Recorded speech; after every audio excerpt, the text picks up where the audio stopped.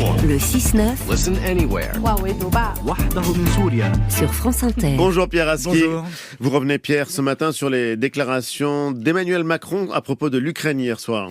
On pourrait baptiser la séquence les 10 jours qui ont radicalisé la politique de la France vis-à-vis de la Russie. Elle a été ouverte par la déclaration d'Emmanuel Macron, n'excluant pas l'envoi de personnel militaire en Ukraine, et s'achève provisoirement aujourd'hui avec un important sommet à Berlin entre la France, l'Allemagne et la Pologne. L'interview télévisée du président hier soir cherchait à envoyer quelques messages et à clarifier des positions qui ont pu surprendre. Il faut dire que ceux qui en étaient restés à sa posture du début de guerre, selon laquelle il ne fallait pas humilier la Russie, ont pu être déconcertés. Depuis, Emmanuel Macron a déjà recentré son discours et cessé d'attendre quoi que ce soit de Vladimir Poutine. Et surtout, il a fait clairement le choix de l'Ukraine. Le tournant est survenu à Bratislava en juin l'an dernier avec un discours plus dur.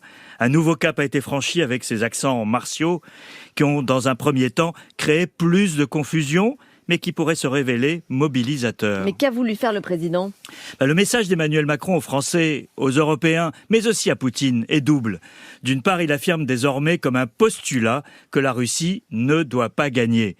Il l'a encore répété hier soir et il l'explique par le danger qu'une telle victoire ferait courir à tout le monde, Français compris, avec cette phrase « Si la Russie venait à gagner, la vie des Français changerait, nous n'aurons plus de sécurité ». Les cyberattaques russes contre la France ne seraient alors qu'un avant-goût.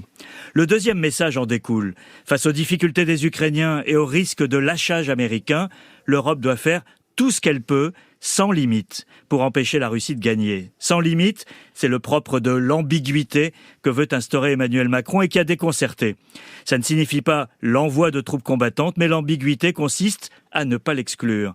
C'est ce qu'une partie des autres Européens, le chancelier Scholz en tête, ont trouvé difficile à soutenir, même si plusieurs depuis s'y sont ralliés. Et le sommet de Berlin aujourd'hui va-t-il réconcilier ses positions ? Alors ce sommet est décisif car les trois pays qui forment le triangle de Weimar, la France, l'Allemagne et la Pologne, ont besoin les uns des autres.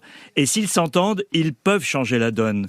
La Pologne est la puissance européenne la plus exposée et elle a porté ses dépenses militaires à un niveau record, 4% du PIB, 2 fois la France en pourcentage. L'Allemagne aide beaucoup l'Ukraine financièrement, mais apparaît toujours hésitante, sans doute un trait de caractère d'Olaf Scholz. Attaqué par l'opposition conservatrice sur ses hésitations, le chancelier a besoin de se montrer en position de leadership. La France et la Pologne peuvent l'y aider.